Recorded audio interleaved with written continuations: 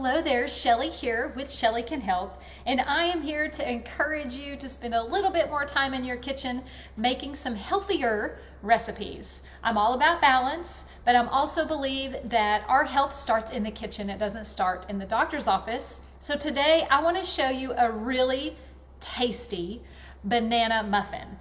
Not all muffins have to have gluten. Not all muffins have to be loaded with refined white sugar. So I am here today to show you a lightened up version of a banana muffin. And these are great for breakfast, snacks. You can freeze them. They're delicious. So let's get started. We are going to start off with 2 bananas, and I'm just mashing them in the bowl.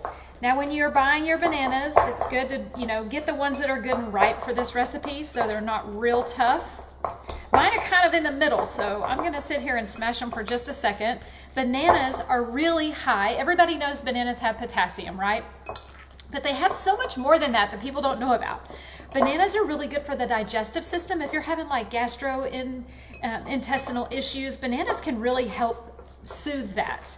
They are also really high in vitamin C. Move over, oranges. Bananas are on the rise. Yes, they are. They are loaded with vitamin C. There's a lot of foods actually that have more vitamin C in them than oranges. That whole orange high in vitamin C trick started with some commercials for orange juice back in I think the 90s. And so, yes, oranges have vitamin C, but they're not the most excellent source. Cucumbers have a ton of vitamin C. What's the other one? Cucumbers and, bell peppers. Bell peppers have a ton of vitamin C. All right, I think our bananas are just about mashed. This recipe is gluten-free. I am not a gluten-free 100% guru by any means, and I actually don't even have a gluten allergy. But I really like to watch our intake of gluten because gluten causes inflammation in our body. And I say it before, and I'm gonna say it again, chronic inflammation is the root of most disease. So if we can keep chronic inflammation down in our body as much as we can, our susceptibility to getting disease is a lot less. So everything starts with the foods we eat. So if we can eat an anti-inflammatory diet, that's gonna really help our body stay well for us, fight for us. All right, the bananas are done. Next up, we are gonna add half a cup of non-dairy milk. Use any one that you want. My personal favorite is cashew milk. It seems to be a little thicker than like your almond milks, but by all means, use whatever you have in the fridge. The reason that I'm not using dairy in my recipes is dairy is very inflammatory as well. Dairy is made to feed a baby cow into a 110 animal. So humans are not meant to digest dairy or ingest dairy every single day. So I am not going to use dairy in this recipe. We are going to use cashew milk. The next thing we're gonna do is 2 cups of almond flour. That's what helps this stay gluten-free. This is just basically ground up almonds. So you're getting benefits from it. Almonds have protein and they have vitamins and minerals. And so whenever you can use a non-white flour, try to do that because they've got health benefits and they're not inflammatory. Next up, we're gonna add 3 eggs.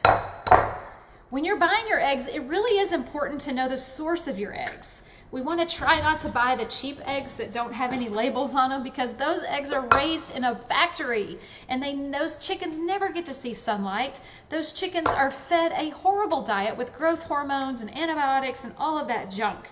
So whenever you can, get a really good source of egg, and cage-free is good, but free range is the best. Free range means those chickens ran in a field and ate the grubs and ate the worms and got that sunlight and has a really good source of vitamin D. So we want to try to keep that in our diet as much as possible. And then the second to last ingredient is baking powder. And then we're also going to add, if you are used to eating Little Debbie snacks or pre-packaged, honey buns and stuff like that, you may want to add a little bit of maple syrup to this just to give it a little added sweetness other than the bananas. But if you are watching all of your sugar intake and your sugar levels and stuff, you can keep the maple syrup out. When you're buying your maple syrup, make sure it's 100% pure maple syrup and it doesn't have added junk in it. So how do you know that? You flip that bottle over and you read the ingredient list, and the only thing that should be in there is maple syrup. Okie dokie. We're gonna give this a good stir.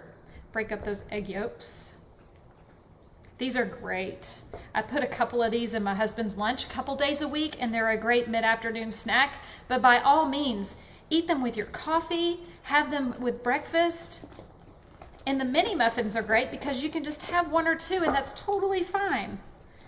And if you don't have a mini muffin tin, no worries. You can totally put this in a regular tin. You just want to cook it about twice as long. And you can always get my recipe that's in the comments of the video. Okay. All right, everything is about mixed. Oh, I love that smell. I love bananas. Anything banana flavored, I am in. Okay. Now we're just going to add our mixture to our muffin tin.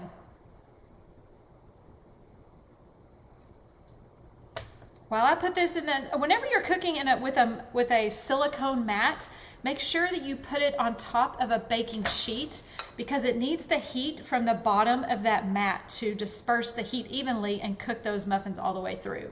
I'm gonna fill these up and put these in the oven, and I will be right back with the finished product. Okay, they are out of the oven. I put them on a cooling rack for about 10 minutes. They are still really, really warm, and they are delicious. So we have gluten-free mini banana muffins, and I wanted to show you there is also a wonderful recipe that I have that is dairy-free whipped topping. So think Cool Whip, but healthy. And I'm just gonna take a little bit of that because this Cool Whip, this dairy-free topping only has 3 ingredients. Super healthy, and you can go like that and have a beautiful muffin with some guilt-free whipped topping.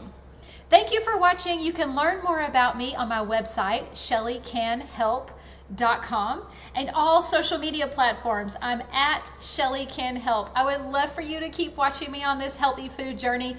I want to encourage you to cook a little bit healthier in your own kitchens. I'm going to go for now, but I have one question before I do. What is on your fork? Bye-bye.